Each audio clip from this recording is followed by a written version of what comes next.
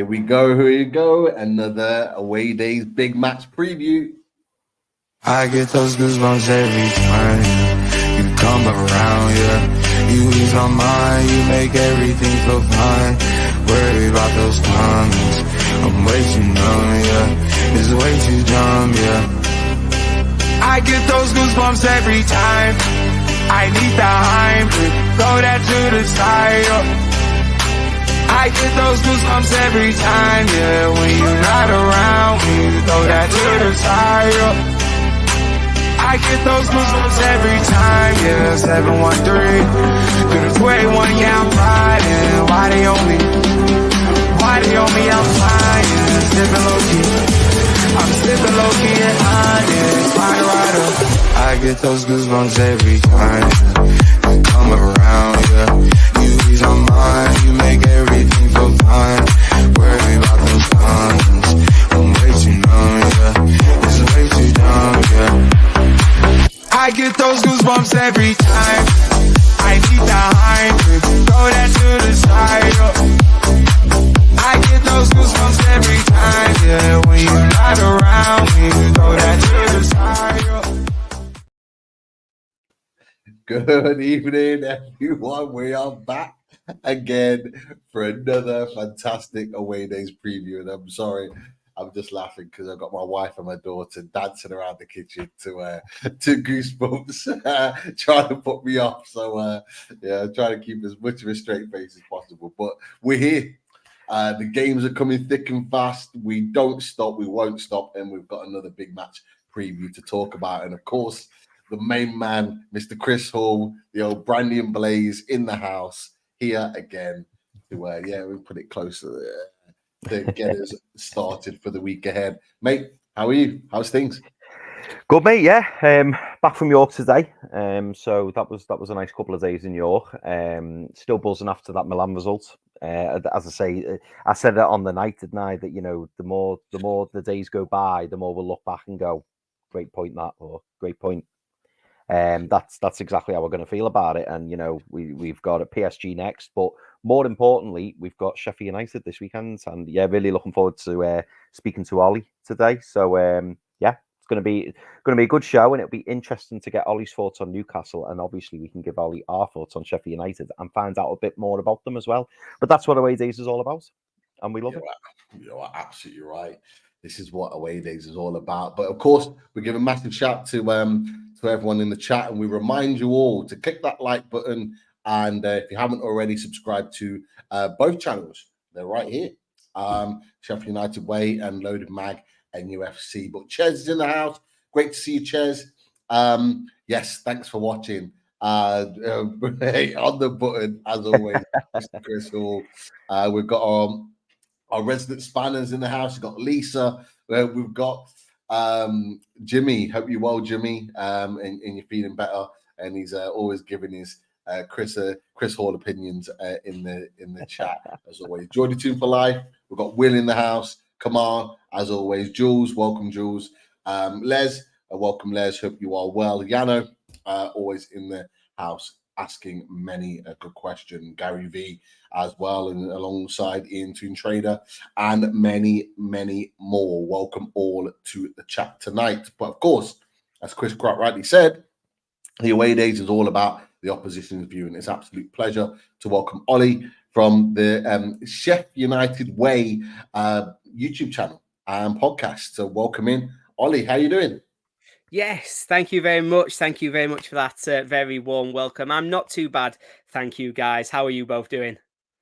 Very well.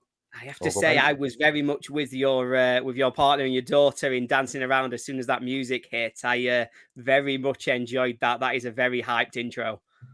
It is. We have to give a huge shout out every week to Daz, who puts those intros together, as well as the pictures me and Chris have got behind us, including many more. He is absolutely top stuff. But we'll get on to all things Newcastle United and Sheffield United. But I mentioned to you, Ollie, I think it's only rightly that we start by sharing, if you haven't already seen, some really sad news from a Sheffield United point of view, that a Sheffield United player for the women's team, Maddie Cusack, sadly at the age of 27 passed away, I believe, was it yesterday? Such sad news, and all the clubs have come in paying their respect. So, look, Ollie, I know you wanted to kind of share your opinions on and thoughts on that. Yeah, of course. It's really heartbreaking, quite devastating news. You know, Maddie has been fantastic for Sheffield United in terms of growing our women's team, in terms of her engagement with the wider community. She's been a part of our community foundation in the past. She's also got a role in the club as in marketing. And yeah, it's just really, really sad news. I know lots of my sort of friends, lots of family have said that she's inspiring their youngsters to try and get into the game, particularly for young girls. Because like I say, she's just been a driving force behind a lot of what United have done over the last few years. So it's really, really heartbreaking news. And I know that I speak for myself, everybody at the Sheffield United Way, and all the other sort of football community, and sort of expressing our deepest condolences and wishing all the best to her family, to her friends, and to everybody else involved at the moment. Now, for Sunday, obviously, at the moment, we don't know if there are any sort of tributes planned. The club's not put out any announcements in terms of what they're looking to do. But if you do just keep an eye on social media, I'm sure there will be news coming out in the next few days about any planned tributes for Maddie, whether we're going to be doing sort of minute silences and things like that before the game. And it'd be fantastic, obviously, if we can get the entire stadium really united in expressing our just deepest condolences for such a sad tragedy. Because like I say, Maddie's just been fantastic for United, and I think anything we can do, it should massively be deserved. Definitely.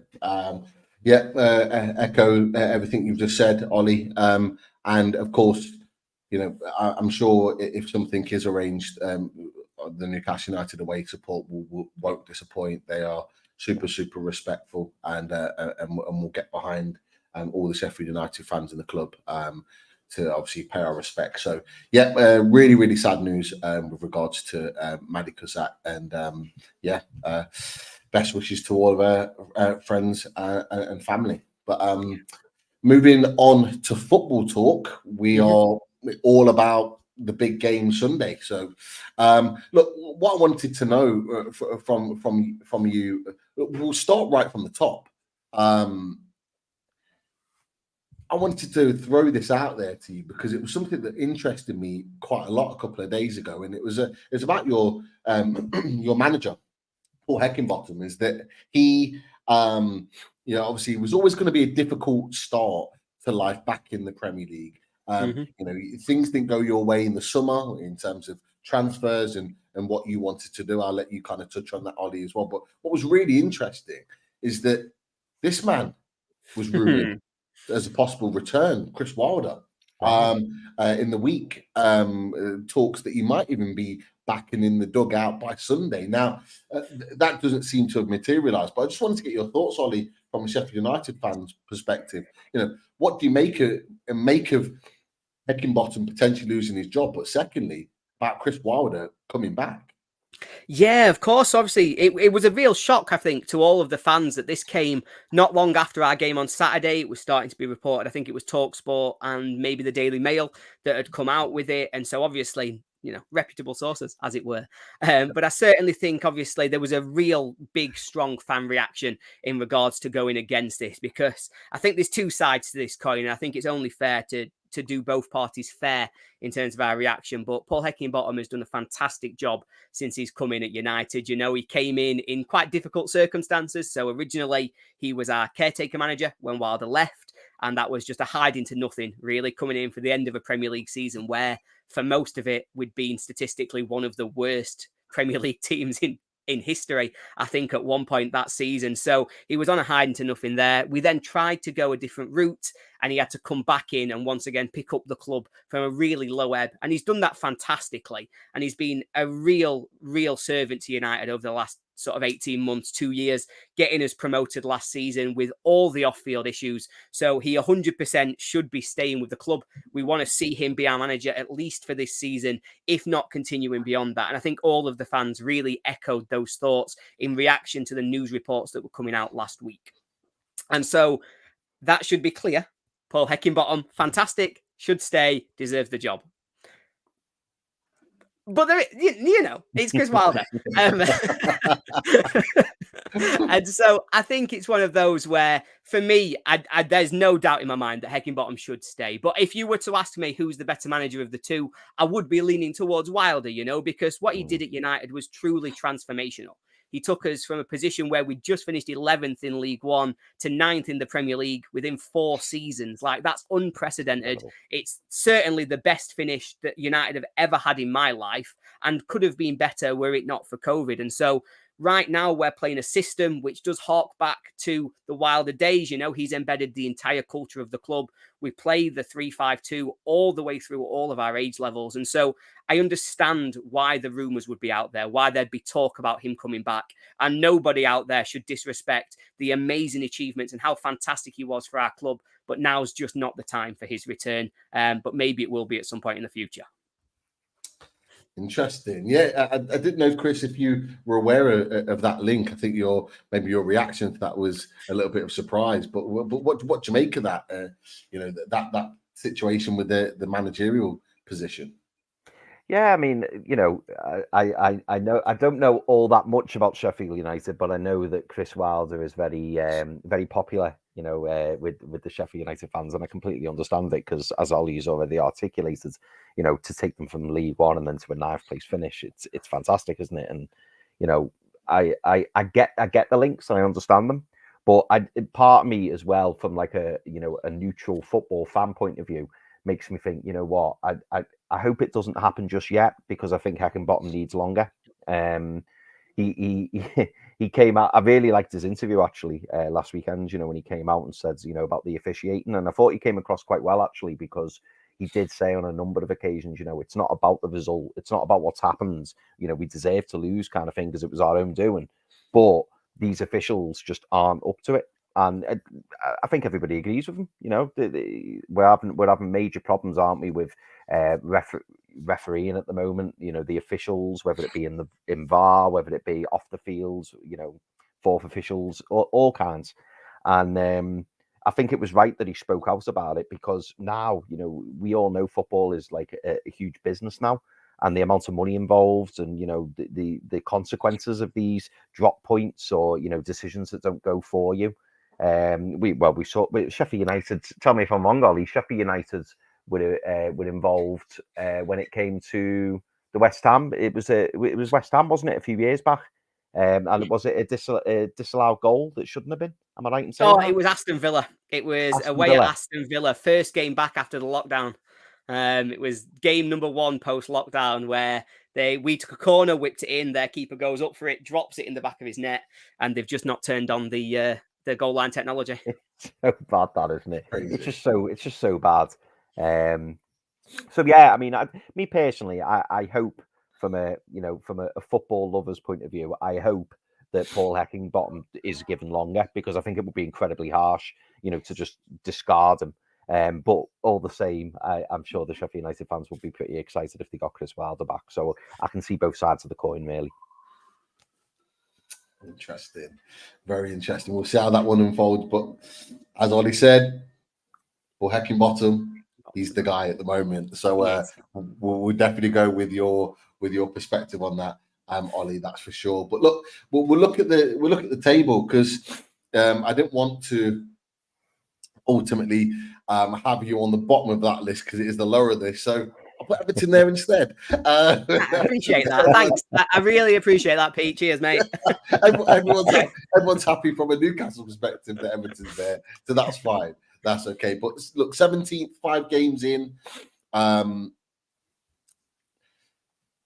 What do you make of that start? I'll throw a few the previous fixtures up to kind of add to your opinion on this. And you know, you're looking at narrow defeats in 3 out of the 4 of those league games.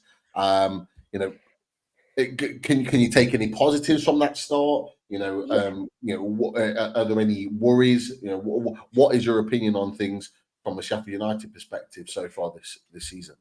Yeah, of course. So, and certainly there's a lot of positives coming out of there. So, from our 5 games so far, it is 4 defeats, but all of those are only by 1 goal. You Mm. know, the game that's not on there is Crystal Palace, first game of the season. That's the only one. Obviously, we've played Man City. So let's just be fair. I'm not going to judge us on how we did against Man City. But other than the Man City game, I would say Palace is the one where we were truly outclassed at the time. But there's a lot of sort of mitigating circumstances against those games. For those who aren't aware, United sold our 2 best players from last season on the eve of the season. That was Illiman and Dye, who departed to Marseille, and Sander Berge, who departed to Burnley. They both left within the week before the season started and didn't give us the opportunity to recruit any replacements. We couldn't bring anybody else in. So the team that played against Crystal Palace on the first game was effectively a bottom half of the Championship team. And when I saw that, I thought, good Lord, this is going to be a long season. You know, I thought it was going to be really, really difficult. And I genuinely thought we were just going to get absolutely battered every week. And so it's nice to see that we've improved, and we have improved in every game since that point as well, which has been really good to see. So against Notts Forest, it was a 88th minute winner that we conceded, which is a kick in the teeth. We then go to Man City, and it's an 88th minute winner that we concede, which is a kick in the teeth. We then go to Everton, and in the 98th minute, Jordan Pickford makes a wonder save, so we don't get 3 points there. And then we go to Spurs, and it's the 98th minute that we concede an equaliser, and the 101st minute that they score their winner. And, you know, I was just talking about this previously on our show, and I was thinking, if we had 7 points from this start, I wouldn't say that would be unfair. You know, we could easily have got a point at Forest, got the win against Everton and the win against Tottenham, all based on just small moments in the 90th minute or later. And so it's not as doom and gloom as it seems when you only see 1 point of that so far. But yeah, it's frustrating to be sat on 1 point, particularly when, due to off-field issues, we almost had to write off the first 2 or 3 games anyway. Yeah, Chris, until Ollie said it, I didn't realise, you know, not just the narrow defeats, but the manner in which they lost the games. You know, what do you make of that? Like all kind of really like late defeats, or you know, being pipped to. You reacted the same way I did. As soon as you said about the Jordan Pickford said, I was like, yeah, I remember it.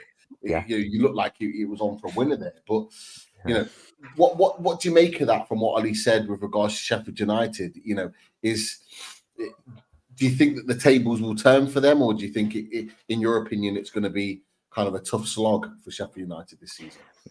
You see, this is the beauty, isn't it, of away days? Because as you know, outside fans, not you know, following Sheffield United or watching Sheffield United week in, week out, you look at the league table, don't you, and you go, oh God, they've had a really, you know, a tough start. It's been difficult for them. And then when Ollie was whizzing through them all, I was like, oh yeah, that was a last minute winner. That one. So it doesn't actually paint the picture. I know they say the league doesn't lie, and you know, in layman's terms, it doesn't lie because they, you know, they are where they are. But if you actually assess all of the games, as Ollie's just done, they've actually been a little bit unfortunate there, haven't they? And they play some good football. Like I watched the Everton Sheffield United game because my lad he supports Everton, so most times we have to watch Everton. And do you know what? Sheffield United were really good. I really thought they you know, they performed well, and Jordan Pickford come up with a crazy save towards the end to really, you know, keep Everton in it. And I thought Sheffield United were going to run away with it because who's the young lad who plays up front? Sheffield Cameron United. Archer. Cameron Archer. Is that the fella you got from Villa? Is that right? Yes, it is. Yeah. He has an exceptional game. He looked really good. So that, you know, that's promising from a Sheffield United point of view. But yeah, you see, the difficulty is, Pete, there's no easy games in the Premier League anymore. Go back 10 years and we used to look at the Premier League, didn't we, and go, oh, well, the bottom 4, everyone will beat the bottom 4. That won't be a problem. You know, we saw the likes of Derby finish on 11 points and get relegated, and you just won't see stuff like that anymore. It just won't happen because, you know, with the exception maybe of Man City, possibly Liverpool, I hate saying that, you know, most teams are up for a battle. Even the likes of Aston Villa, Brighton, ourselves, we've all improved dramatically. But we could go to a Sheffield United or a Palace or a Wolves and be in for a difficult game. And this is going to be the problem when it comes from the Championship up to the Premier League, because the teams that have gone down last season, so Leeds, Southampton, and Leicester, three fantastic teams. And the teams that have come up, kudos to them and good luck to them. But they're going to find it difficult to stay in this league, in my opinion, because the levels have just really, really rose in recent times. But I think Sheffield United have got a chance, and especially based on what Ollie said. All it takes is getting a little run of games together and trying to separate yourself. What you don't want to happen, Ollie, as I'm sure you're aware, you don't want to end up getting segregated down there too early, where there's no hope. Yeah. If you get to January, February, and you're 7 or 8 points clear from safety, that's not where you want to be. Yeah, I don't know if you remember last time. Obviously, it was a COVID-affected season, so it might not have been one that you paid loads and loads of attention to. But obviously, at the time, it was before takeover, and you were a little bit in some of that battle with us. And we had, as I've referenced before, I think the statistically worst start to any Premier League season by any team ever in history. It was February before we won our first game. It was just an absolute disaster from start to finish. And so I know how punishing it can be. And I think as well, the thing that's concerning from our perspective is that I think there's two things on it. I've said that they're all quite minor defeats. They're all late. They're all last minute. But, when somebody comes in later, I think you said who's going to come in and have a look at the stats. I'm fairly confident the stats won't look fantastic for us, though. As much as, they've been late and last-minute winners, they're not going to look fantastic, some of those stats, as we go through. And then you see it that last time in that season I referenced, we were only losing games 1-0, 2-1 then as well. We were only just losing on the margins, and that just went on for week after week. And when you've lost 20 games on the margins, 1-0, that just kills all the confidence. So we need to get a win on the board, because looking at our fixtures, it could easily get to 10 games without a win. And by that point, it's already too late. I thought when you were talking about the run that you had without a win, I thought you were going to mention it. That's why I put my hands on my head.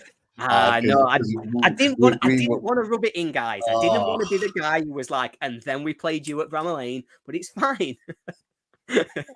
Oh, Chris, we were together watching that game when we were doing Matchday Lives, and I remember we were absolutely fuming. Yeah, and that takes nothing away from what Sheffield United did on that game, but Ryan Fraser, as we know now, purposefully getting sent off. Just an absolute shambles of a performance under Steve Bruce, and then Steve Bruce coming out and justifying it. It's just because we deserved to lose, but it was the fact that he was like, as you say, justifying it and like trying to like paper over it, and it's like, Steve, you can't paper over that. Like, there's no excuse whatsoever. But that's what we were used to, Ollie. It was just the same thing over and over, and him trying to excuse the fact that we were dreadful. And Sheffield United deserved the points that day, but bad time. Thankfully, Ollie, we don't have to think about that anymore. Yeah, thankfully for you guys, you don't have to think about that anymore. From our side, I'm desperately worried it's happening again. I'm in a spiral over here. Well, fingers crossed, it's not. I just want to talk about Newcastle for a little bit. Obviously, before we went live, we mentioned just in conversation about Newcastle's first season in 20 years, playing back in the Champions League, but going to the San Siro, getting a fantastic point, as Chris mentioned at the top of the show. But I want to get your thoughts on this Newcastle United team, not the one back in COVID, this one right now, a Champions League Newcastle United. Like, what do you make of Newcastle United? Certainly over the last 18 months, but in particular, this team, this season, coming to you. Does it worry you? Are you excited by it? Just what is your opinion of the whole sort of Newcastle United situation? Yeah, of course. And I think, first of all, got to say, of course it worries me. I mean, there's not many teams that wouldn't worry me, but you worry me a lot. But I think it's an interesting one at the moment, because for me, it's about seeing how you're adapting to this season. Because obviously last year was fantastic, and what a journey it was that you'd gone on. But I think most people, at least from outside the club, would have said it felt as though you were really driving over performance with the squad that you'd got at that time, that they'd just got on a run, and the momentum and the way that you were playing and that you'd been coached had really brought more out of those players than previously people had thought was coming. So coming into this year, it was about consolidation for me and starting to understand, was this a season's over performance from well-coached, highly motivated players, or is it a consistent new level now? We've not seen the crazy splurge spending that maybe some people expected, but that's because the players had really taken themselves up to that level that they didn't need replacing. And so I think it's been interesting. The one for me that's been the standout this season has been Anthony Gordon. He's really caught my eye whenever I've been watching Newcastle. And that's somebody who, when I saw that you'd signed him and the money being spent, I didn't get it. I was sat there and I saw the transfer come in and I just didn't understand. But he's really taken his game on. I think it was the Liverpool game where actually the entire game changed on his sub. Like while he was there, he was tearing them apart. He got Trent Alexander-Arnold on absolute toast. Then he's gone off and it's changed the game. And for me, that's going to be the thing now going forwards is, okay, you've got these players who are able to dominate games against teams like Liverpool, but can you back that up and make sure it results in a win rather than having those moments that maybe see it come away from it? And for this weekend in particular, it's the bounce back from Milan. We've talked about it. It's the first time in 20 years since you've been in the Champions League before. And so how are the players going to handle that? Traveling to Italy, traveling back, getting ready for a weekend game. Is the squad there to be able to do that consistently? And I think this weekend will probably show us a lot because, like you say, we're not an elite team, but we will challenge and we will put pressure on you. And so it's about whether or not you have been too affected or fatigued by that travel midweek. And that's what I'm excited to see for Newcastle this year. Chris, it's like Ollie's been here for years on this show because he's saying and asking all the similar questions that we have. And look, that was the question, and it segued quite nicely because I was going to ask you that question. Can Newcastle United bounce back this weekend and show that the midweek in San Siro that they still have that ability to go again in the Premier League and get the job done? What are your thoughts in that coming to a head, really? Because this is our first time that we're going to be seeing Newcastle in the Champions League and then just going into a league game at the weekend. Do you think, and we can only assume here, but do you think that we're ready for it? That's the big question, isn't it? And really, having an away game against Sheffield United, who will be, desperate to get those 3 points on the board, this is going to be a big test for us because, it's whether or not we're capable of doing it. I think now our squad is in a much better position than it was last season. I think this week, and this is why tonight's away days is so interesting because I think potentially we could see quite a few changes this weekend, and I kind of hope we do because I think we need to freshen things up. Obviously we want to do as well as we can in the Champions League. It's a fantastic opportunity we've got. We're in a fantastic group. So, really we want to make the most of it. And there's no guarantees. I mean, I think they spoke about it in the Newcastle documentary, didn't they? That, the owners, the coaching staff, everyone is kind of expecting this season to be a bit of a drop-off.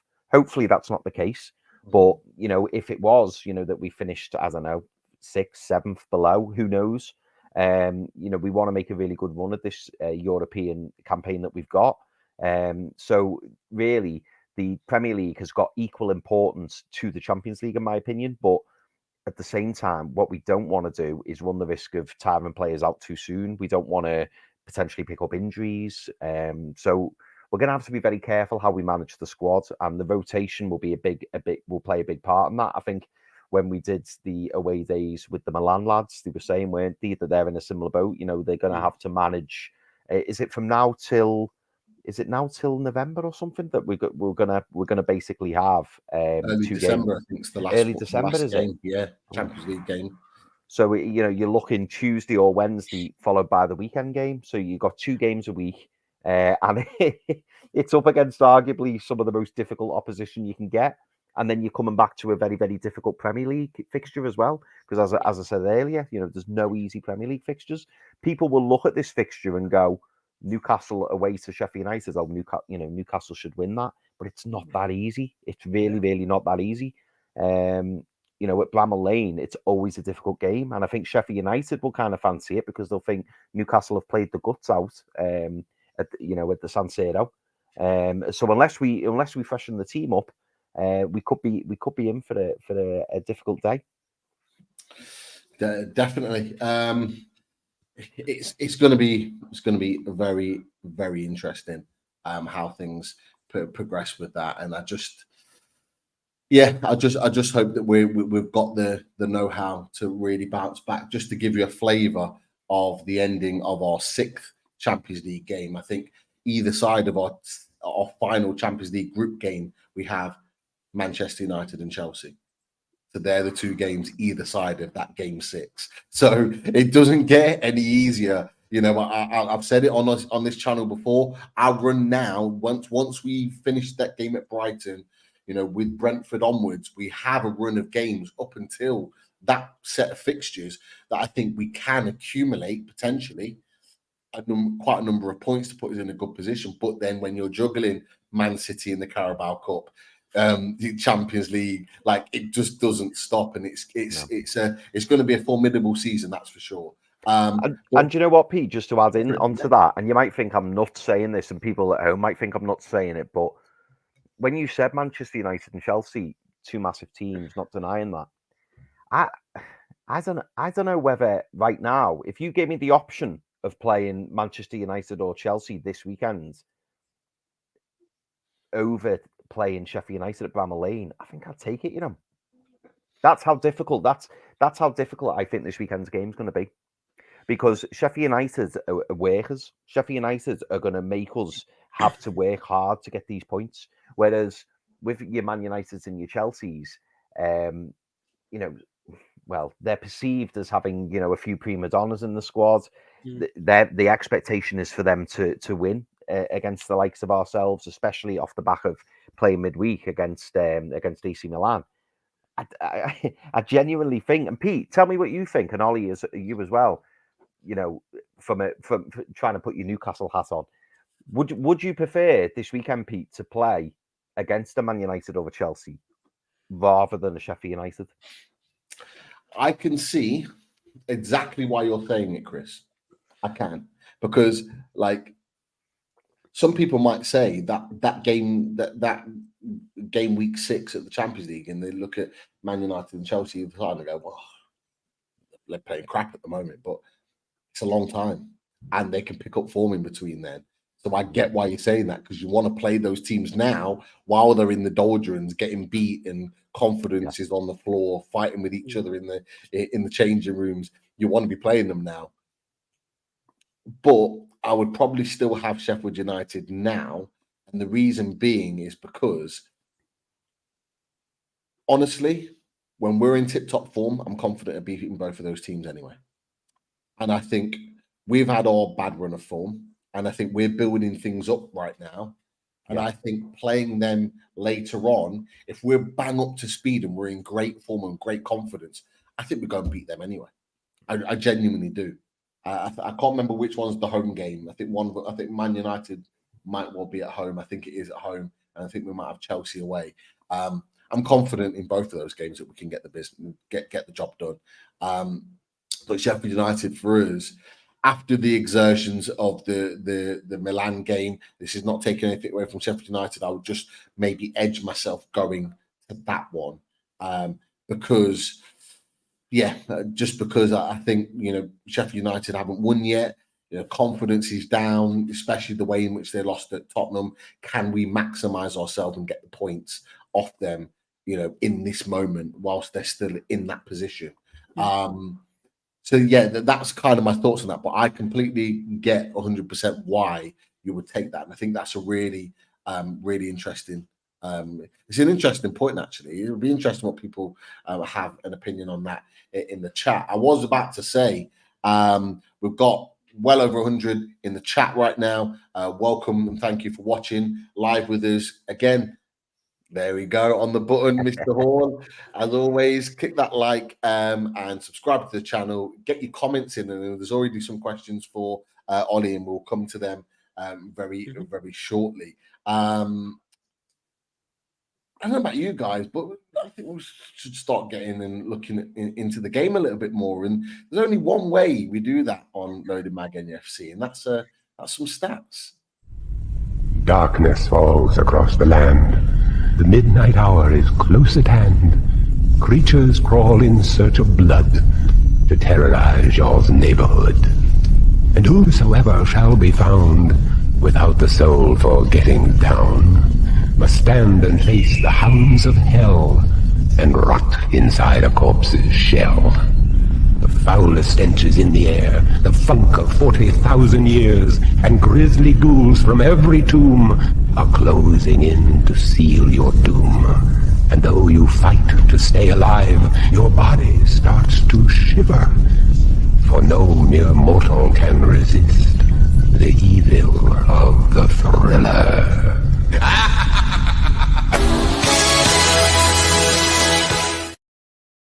Evening, lads. Even Keith. I like magic. He appears. Double O Stato, Keith Roll, Dr. Doom, as he's also known as well for his predictions towards the end of the show. But welcome to the show as always, Keith. Great to have you. Hope you're well. And what stats have we got for both ourselves and Ollie this week? I've got a load of stats tonight. I've got a load of head-to-head stats, manager stats, player stats, goalkeeping stats, some general stats, and then to round off, I've got a discipline stat as well about both teams as well to round off to be thrown in there. So Newcastle's all-time record against Sheffield United, they've played each other 119 games, won 49, drawn 20, and lost 50. So almost narrow there, ever so narrow there, balance. But the all-time record against Sheffield United at Bramall Lane as well, played 59. Newcastle have won 9, they have drawn 13, and they have lost 37. However, the record at Bramall Lane in the Premier League since 92-93, played 5, won 2, drawn 0, and lost 3. Sheffield United have got the slightly better goal scoring record historically in this fixture, 173 goals compared to 168 for Newcastle. However, in the Premier League era, Newcastle have scored 15 goals to Sheffield United 6 in this fixture since 1993. Managers, moving on to the managers, surprisingly, this really did surprise me. Eddie Howe has never won a game he has managed against Sheffield United. He's managed 3 games. He's won 0, he's drawn 1, he's lost 2. However, we'll move on to Paul Heckingbottom in a minute, but I just wanted to add here in Champions League week that Eddie Howe became the 10th Englishman to manage in the Champions League. Only 2 have won their first game. So the others, it's been 3 draws and 5 defeats. Craig Shakespeare with Leicester, surprisingly, in March 2017, and Michael Carrick with Manchester United in November 2021 are the only 2 Englishmen to win their first match in the Champions League. And when you put it in the context as well, Leicester were in poor form in that season, particularly in the league. So quite extraordinary, really, start there.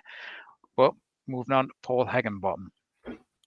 His record in games he's managed against Newcastle from when he was at Barnsley, and also when he's been like caretaker manager at Sheffield United before becoming the manager. He's managed 3 games. He's won none, he's drawn none, and he's lost all 3. Including the championship winning game against Barnsley and Newcastle at St James's Park in 2017. Goalkeepers, Wes Fotheringham. He's a Newcastle fan, and he was a Newcastle fan growing up. Shea Given was his hero. He's had no clean sheets in 4 games for Sheffield United this season. However, he managed 18 clean sheets in 44 games for Sheffield United in the Championship last year. Oh.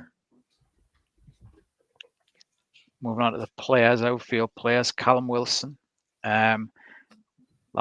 The score in the winner last week, he scored his past 11 penalties, a run stretching back to May 2021, and now he's got 14 goals in his past 17 appearances having started 7 of them. So a brilliant record for Callum Wilson. And also continuing on the penalty theme for Callum Wilson, scored 15 out of 16 penalties he's taken in the Premier League. So that's 93%, 0.8%, with only Matt Letizia 96.2% and Danny Murphy 94.7% and James Beattie 94.1%, netting like a higher share really amongst those. That surprised me. I mean, I know Matt Letizia had only really missed 1 penalty in his history, but certainly Danny Murphy, I didn't realise Danny Murphy and James Beattie had such a good run as well. But Callum Wilson certainly a brilliant penalty taker for Newcastle. Moving on to the general stats here. Sheffield United have suffered 7 successive Premier League defeats away to London opponents, which was their longest run in the competition. And the last win away in London was Crystal Palace in February 2020, and Dejan Kulusevski, his goal against for Tottenham against Sheffield United, that was timed at 99 minutes and 53 seconds, which was the latest match-winning goal on record in the Premier League history since 2006-2007. Even tops the Liverpool winner against Newcastle last season. Sheffield United haven't won a game in 6 games in all competitions this season, unfortunately. 1 draw and 5 defeats. Sheffield United were also winless in the league before they played Newcastle at Bramall Lane in the 2021 season, where they won 1-0 against Newcastle. They had 2 draws and 15 defeats in that run before eventually winning against Newcastle, the game that you were talking about earlier there, Pete. On the Champions League theme again for Newcastle, 8 different players made their Champions League debut for Newcastle against AC Milan. Callum Wilson, Dan Burn, Nick Pope, Jacob Murphy, Miguel Almiron, Sean Longstaff, Elliot Anderson and Anthony Gordon. The last English side to have had more players that made their debut in the Champions League was Leicester against Club Rouge in September 2016, and they had 10 players making their debut that night. So brilliant again for Newcastle the other night. Newcastle have lost both of their Premier League away games so far this season, and that's just 1 less defeat than they suffered in the entire last season, where they had such a brilliant away record of 8 wins, 8 draws and 3 defeats. They haven't lost 3 in a row, away games in a row, that is, since April 2022, when they lost to Chelsea, Everton and Tottenham. And Newcastle are unbeaten in their last 14 Premier League games away against promoted sides. So there's been 7 wins and 7 draws against promoted sides. And that goes back in the run. It goes back to 2020, 2021, when they last lost to promoted side 2-1 at home to Leeds United in January 2021. Sheffield United have had fewer shots per game against any other Premier League side this season. An average of just over 8 shots in a game, and they've also faced more shots than anyone else in the Premier League as well. 114 shots they've faced, so their goal has been peppered. Sheffield United have also played, and this linking in with the style of play, they've played more long passes than any other Premier League side as well this season, 303. So that works out at about 19.6% of their shots there. Only Luton have topped that with 19.7 with shots, long pass shots. A little bit of a discipline one here. No side has seen more cards issued than Newcastle this season, 17 yellows. Also as well, Sheffield United as well, they've had 16 yellow cards and 1 red card as well in the Premier League this season. And also Newcastle have as well have seen the opponents as well, games they've played as well.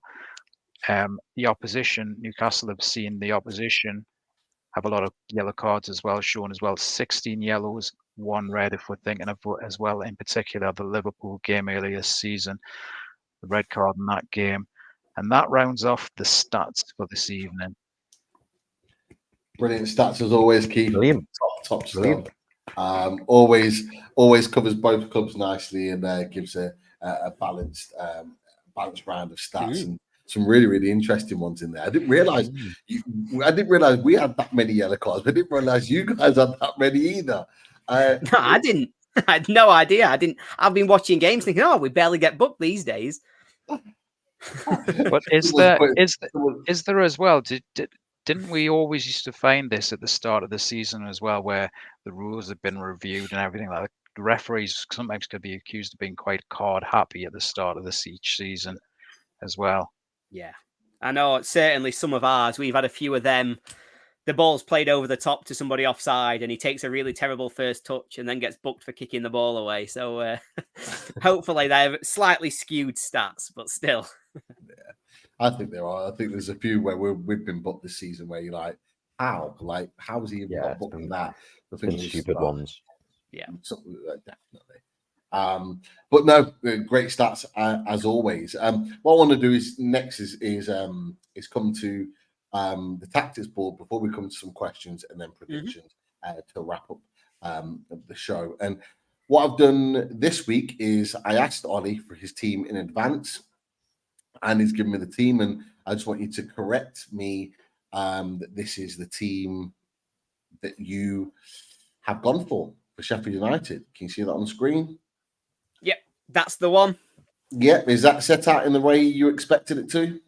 Yeah, exactly that. That's exactly what I'm expecting it to look like, in all honesty. It's one of those where it's difficult. So normally we do play 2 central strikers, but Ollie McBurney, as was referenced by Keith before, was sent off last week against Spurs.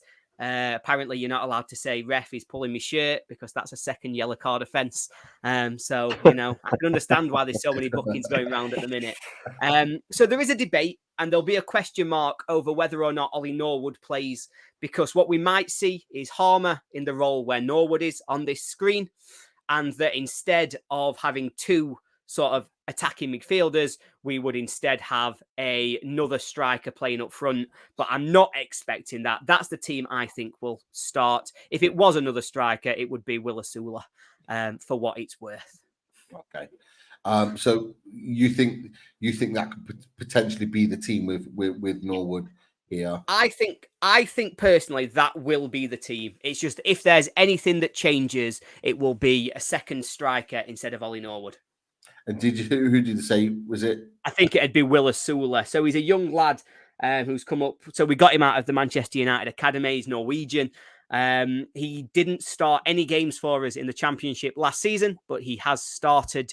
How many games did he start? I think he started 4 for us so far this year. It might be 3.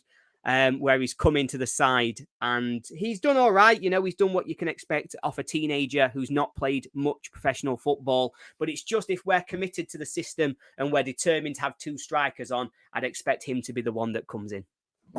So it could potentially look something like this then. Indeed, yeah. Up like each other. Okay, we'll leave that there and I'll put Hamer here. I'll go back to Ollie Norwood. I'll stick that in there as your initial team. Right, Chris, I'm going to come to you. And this is going to be an interesting one now because lots of people are expecting 1 or 2 changes in the team for this Sunday, having obviously played at the San Siro. What are you going for with Newcastle United's team? Do you know what? This is by far the hardest lineup prediction this season, by far. Because I do expect quite a few changes.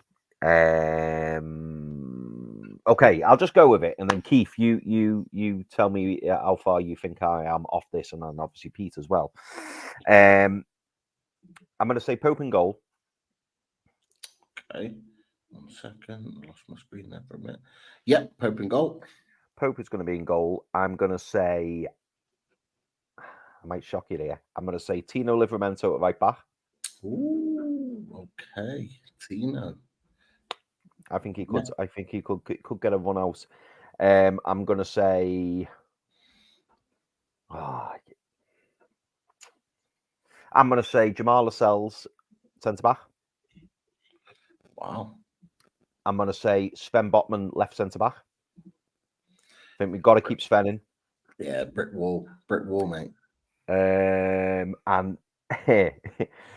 I'm gonna say Lewis Hall. Lewis Hall is getting a start this weekend. Convinced of it. The only one I'm really unsure of there, the biggest one I'm unsure of is Tino Livramento. It's whether or not they'll want Kieran Trippier there, in terms of leadership. But that's what makes me think: will they bring Jamal Lascelles in, as in your club captain? Yeah, that's kind of where I'm going with that. Holding midfield, I think, will be Bruno. I think Bruno will play. Okay. I think. God, this is hard, isn't it? I'm going to say right centre of midfield, Sean Longstaff. Okay. I nearly went with Tonali, but I noticed, Tonali didn't look. To me, I don't think Tonali was 100%, especially given the fact that when he came off, he had an ice pack on his ankle. Yeah. So I don't know whether we'd risk him. And I think left centre mid will be Elliot Anderson. Okay. Yeah. So and the midfield that played and won against Brentford, then effectively that midfield yes, three. Yes, I think so. I don't think he'll risk Tonali. I think the front three. Well, I'm saying I think. To me, it's quite easy what to pick for me. I think on the left it will be. I think on the left it will be Anthony Gordon. Okay. I think on the right it will be Miggy Almiron, because I think he did well when he came on. And through the middle, I'm expecting it to be Callum Wilson. Okay. Right. That's what I think it will be. Again, I suppose I'm saying the front three was easy to pick. The only other possibility which came into my mind last minute was whether or not we'd play Harvey Barnes on the left. But I think he will stick with Anthony Gordon. Yeah, that's me gut feeling anyway. Keith, how far off am I with that, do you reckon? It's an interesting selection, Chris. I'll give you that. 3 changes in that back four. Okay. I think there could definitely be a debut in. I think Lewis Hall could definitely start. But is he? Is that enough really? Because I think with the league form, I think Howe might be wanting to go for the win. And too much change at the back might destabilize it too much. I know Botman is a difference maker, and when he does play, I think Newcastle have only lost once or twice since he's in the last season over and a bit. So I think Lewis Hall could make his debut out of if I was on those changes. Lascelles could play a part for sure. Not sure if he's a starter, but he could play a part definitely with how we're looking to make the changes. He could, and it is an away game as well. You have to think as well about some of the issues that have happened off the pitch. I think if you were going to bring Lascelles back, bring him back in an away game, I think. Now that we're a few weeks after as well, some of those issues. So can definitely see that as well. But out of the two, Lewis Hall and maybe Lascelles figuring at some part as well. I agree with the comments that you've made about Anderson as well, and Tonali as well. I think maybe it was good in some respects that he did go back to Milan and he played, but I think if there's any doubt, don't play him in this game. You play Ali Anderson as well because he played so well last week as well in particular. And yeah, top 3 again is interesting as well. I would bring Wilson back in this one. Isak had the chance on Tuesday and Wilson got the penalty, and he proved it again. Top scorer for Newcastle this season, bring him back. And Almiron looked lively. He's always going to stretch things, isn't he, with a pace? So yeah, definitely. and Gordon's been in form. I know he maybe didn't have his best game against Milan on Tuesday, but he's been in form in the league, so definitely bring him back. And again, you've got some selection, interesting substitutes to bring on if you need to secure the game later on as well in that area. Interesting, very, very interesting. So are you just before I kind of give my opinion on certain things, Keith, are you keeping that back four? I wouldn't quite make as many changes as Chris has. I think Okay. definitely bring Hall in. I agree with Botman. I'm just not sure about bringing the two and debuting the two in this game. Away from home at Bramall Lane against the side who, did beat Newcastle, albeit it was nearly 3 years ago now. It was, they're a side who are desperate and looking to win their first game, and it's going to be hard to win down there. You might need that extra bit of leadership with Trippier rather than Livramento. I'm not saying that Livramento couldn't play a part in the game, but certainly to start, and with that back four, I'm a bit worried, to be honest, with all of that change at the back four. No, I think that's a fair point. It is. I didn't think about this, but I'm inclined to think that it could be a possibility. What Chris has said, as the only one I would change is Livramento. I think Trippier may start, but I can see and I can see and understand the argument of Jamal Lascelles coming in, Shaw and giving Shaw a rest.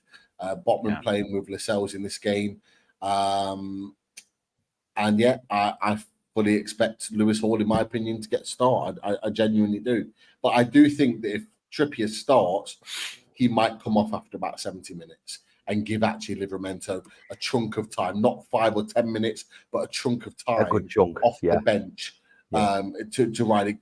Hopefully, I think that from Newcastle's point of view, the stats point of view, they'll be wanting this to be 1 or 2-0 up, so they can bring those players on and really kind of give them a run out. But I would, the way in which Trippier played in Milan, I just can't see him. I can't see how dropping him, and I can't see him wanting to not play. Do you know what, Pete? I'll make a bold prediction now. Yeah. I'd take yours and Keith's opinion on the lineup. I think, and this would depend on Lascelles, but I think at some point during the 90 minutes at the weekend, I think that will be the lineup.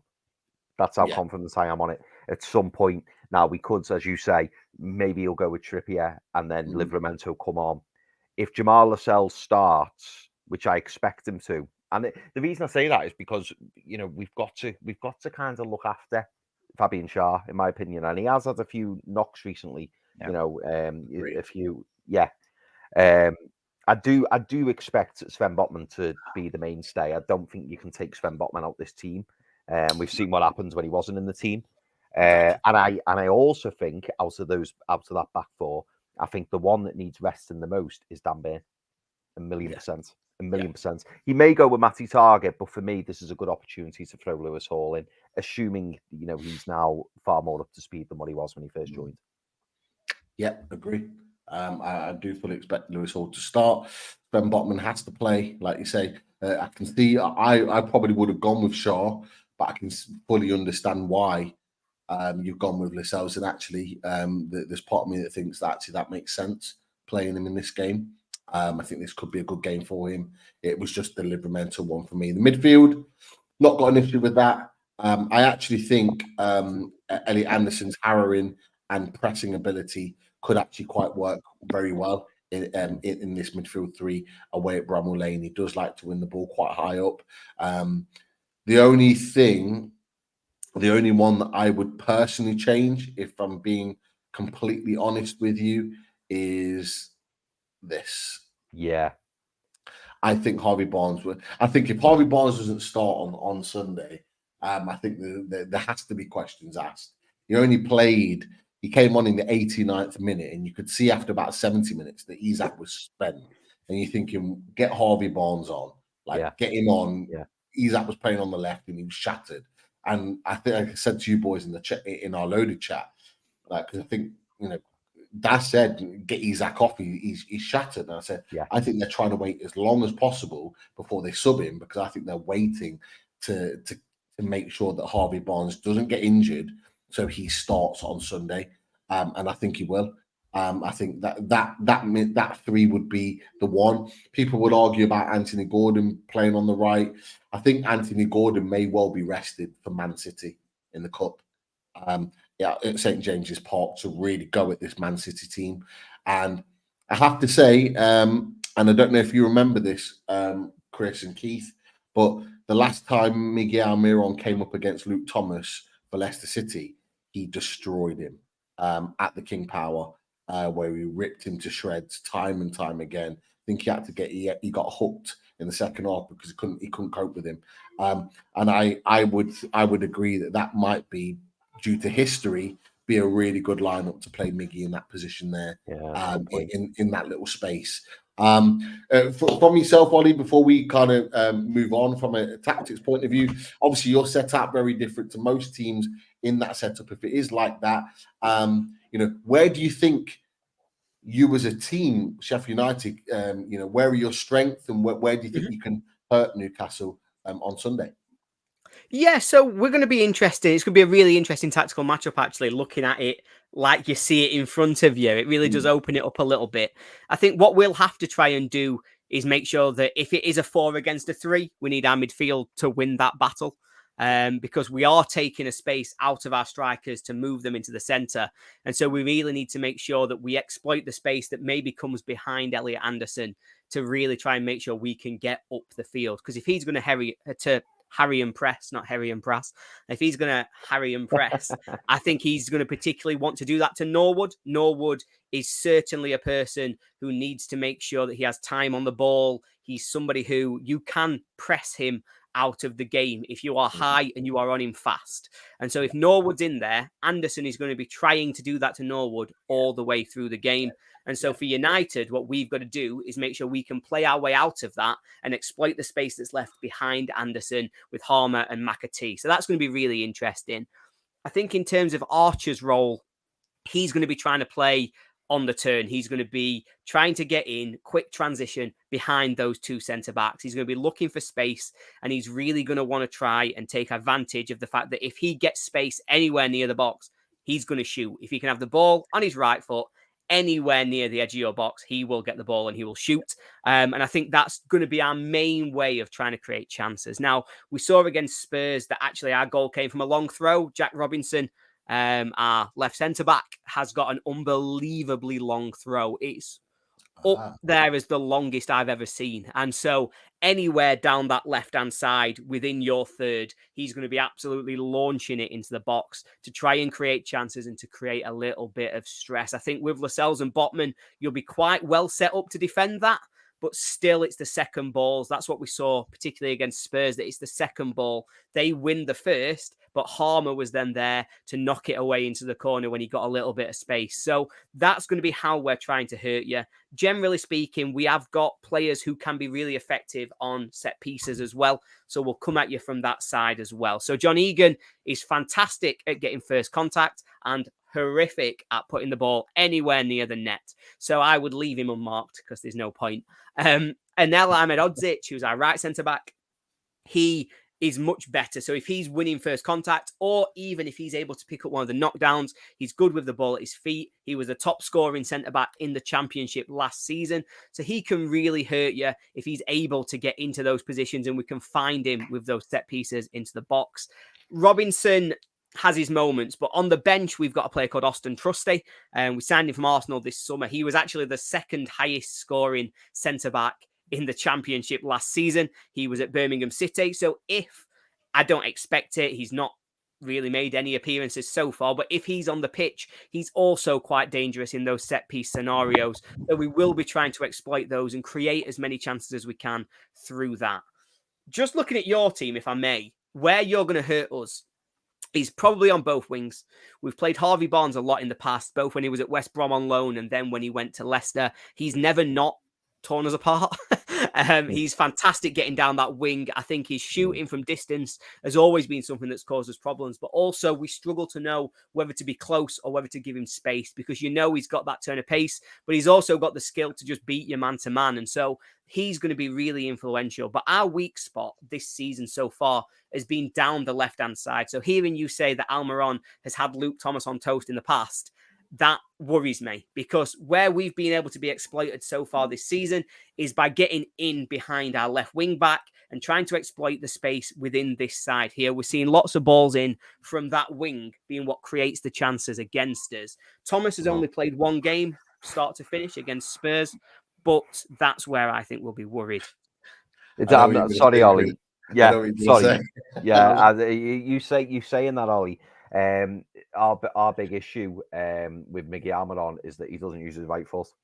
So when you said getting balls in on that side, if Miggy Almiron's playing, you might be all right, because he won't whip a ball in. 9 times out of 10, he comes back on his left, and then the ball either goes to Kieran Trippier, or Miggy will run towards the centre or try and lay it off to a Callum Wilson and Isak, or maybe a Bruno running in or a Longstaff running in. He very rarely gets to the byline and whips it in.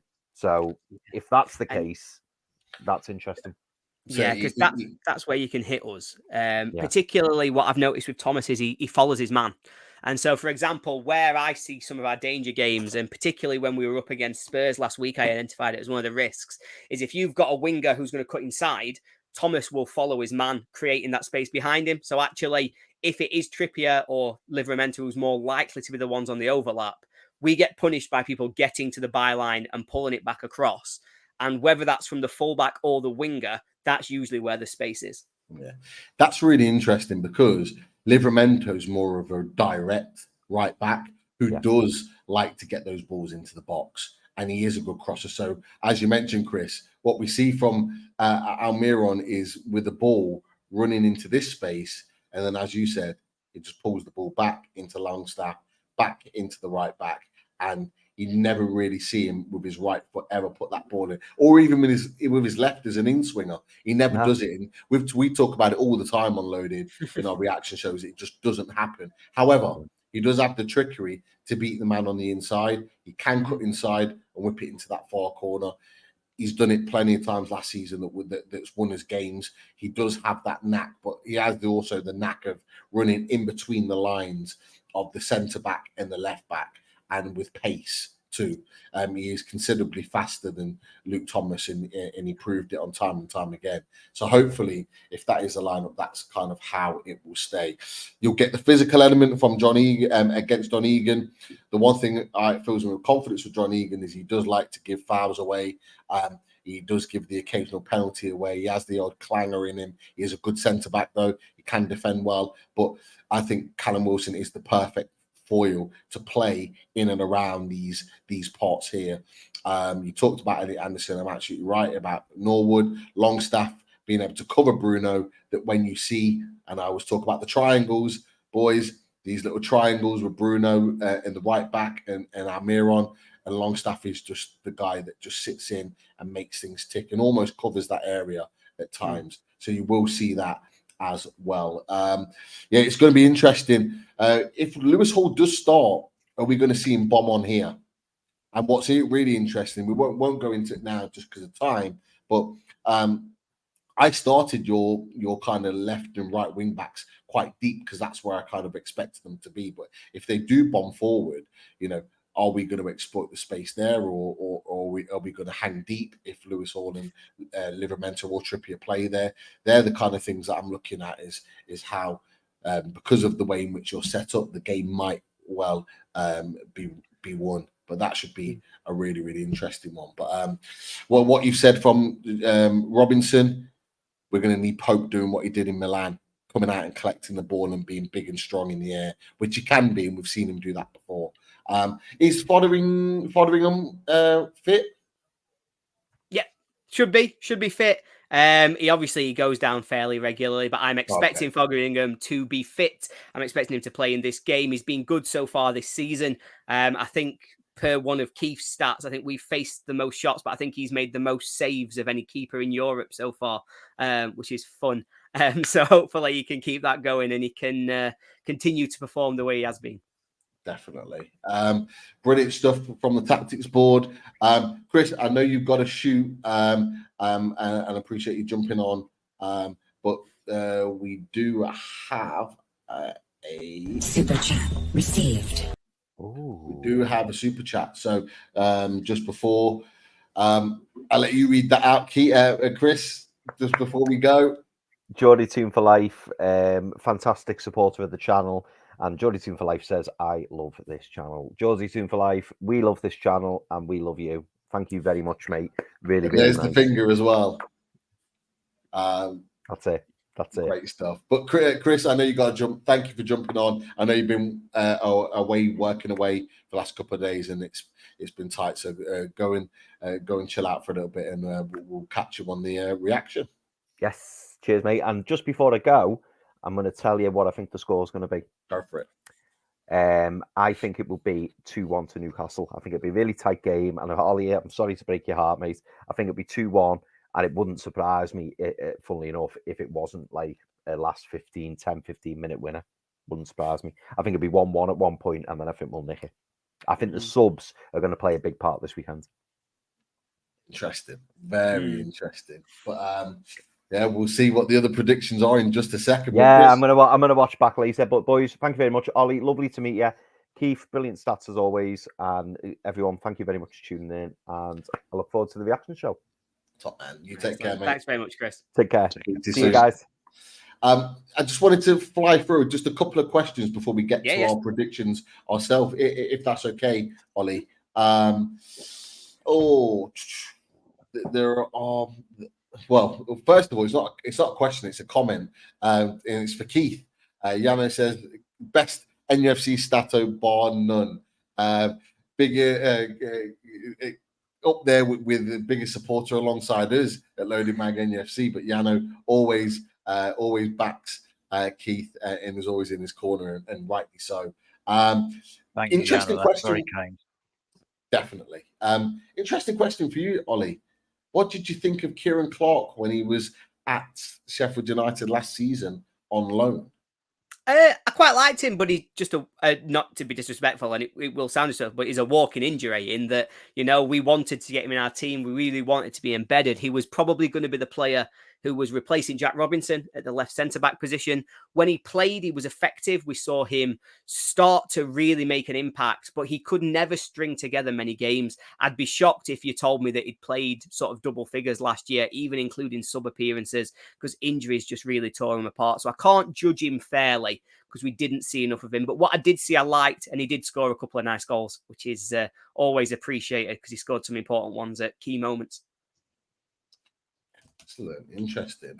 Look, we're going to go straight into it, and he's not beat around the bush with this particular question, and I just had it and I've lost it again.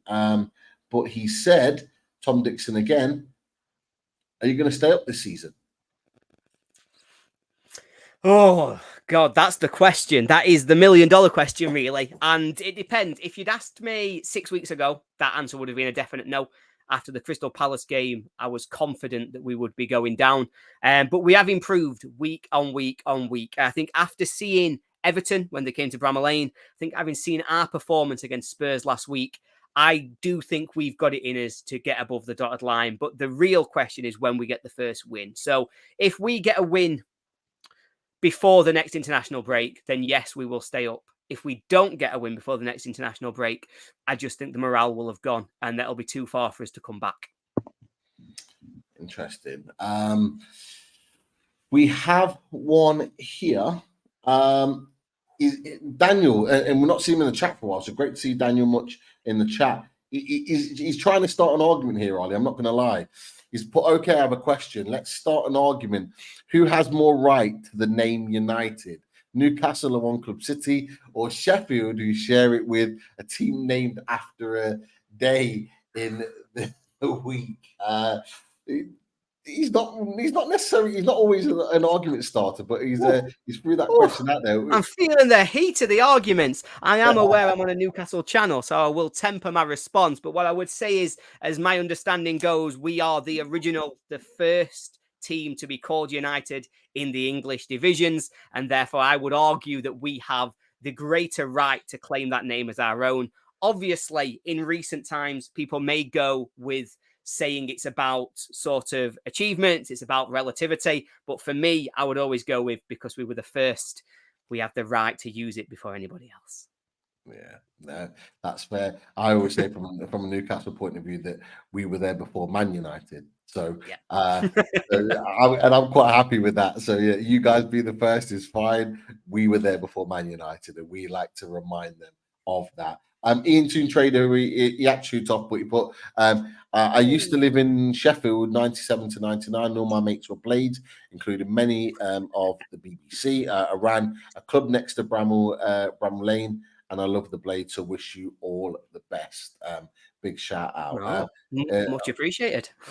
The question was, and he forgot to put it, are the BBC still as nice as they were 20 years ago? I remember the song, right. And I hear this from my mate Craig, who I think is watching live now, referring to Sheffield Wednesday as pigs. So, what are your opinions on that? Never felt more like swinging a pig, indeed. No, certainly. I think reflective of pretty much all football. No, nobody's as naughty as they were 20, 25 years ago. I think that's a fair thing to say. I think that generally speaking, the culture around football has changed a lot. But every fan base has their troublemakers. And I'm sure we have some of our own. Unfortunately, they're more likely to be 16 than anybody who's capable of causing real trouble. Definitely.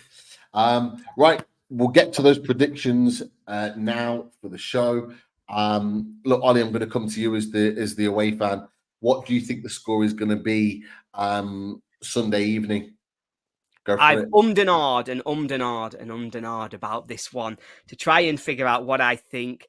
I am feeling optimistic about United. I've said that I think our performances are improving week on week. I think we've been unlucky not to pick up the victory in our last two, and I do feel as though we have got a win coming. I think bouncing back after Europe, I think you've not had the strongest start so far this season, and so I am leaning towards a home win. I've gone 2-1 for United is going to be my prediction. You could say it's more hope than expectation, and I wouldn't argue with you, but that's where I'm leaning right now. Okay, interesting.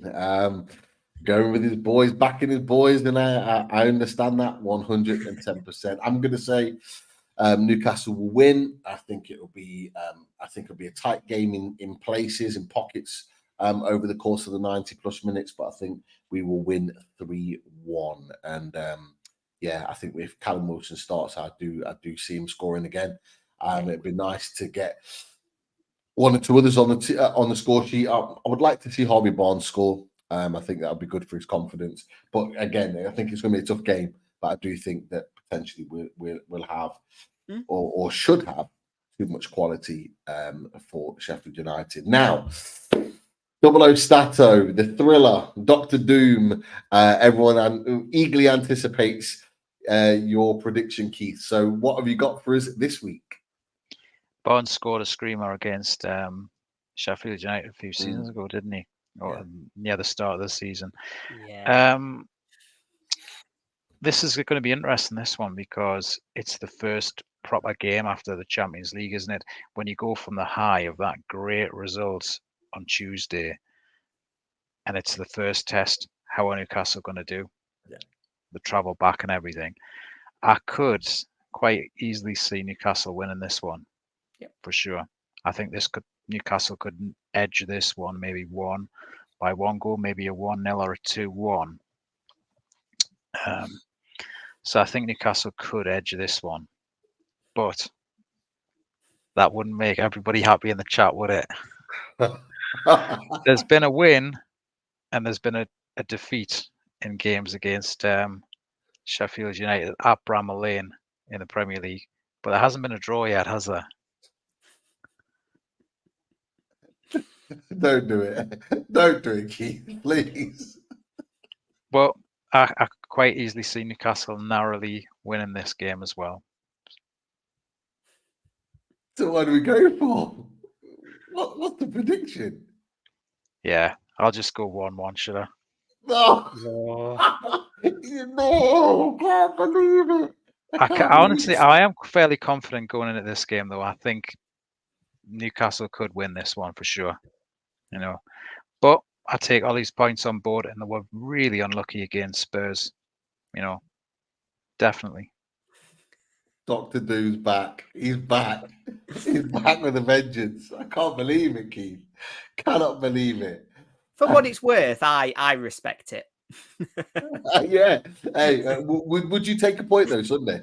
Yes. Yeah, I would. I think it's one of those games where for United at the minute, we're playing against teams here that, you know, you're a Champions League team, you're a top 4 last year. We need to be realistic. I think, you know, I've said that I'm feeling relatively confident, but that is within the realms of, you know, we need to get some points at some point. I'd definitely take a point if it was offered to me now. Definitely. Geordie Doom for life. I am not a Mackham. I'm 12 miles away from Sunderland. I am not a Mackham. You're not a Mackham, but you're a splinter. You're on the fence, as Lisa quite rightly says. And Ian says the but. Everyone goes, oh no. People don't want us. People He don't says- want us to say Newcastle will win. I think Newcastle can win this game. People don't want us to say Newcastle will win because they'll think I'll jinx it if I say it's going to be a win. Okay, we'll leave that one there. But look, I hope you're right and you're not jinxing it, and we do get the point. But look, at this point, a massive thanks to you, Ollie. I know you stayed on a little bit longer than anticipated, but superb to have you on, Ollie, making your debut on Loaded Mag NUFC. Look, huge thank you. Pleasure to chat to you. Super knowledgeable. And as Geordie Team for Life says, you know, what a great guest Ollie's been. Good luck for the rest of the season after Sunday. And I hope you stay up. And look, I think most Newcastle fans would absolutely agree with that. Look, before you go, plug your channel. Where can we find you talking all things Sheffield United?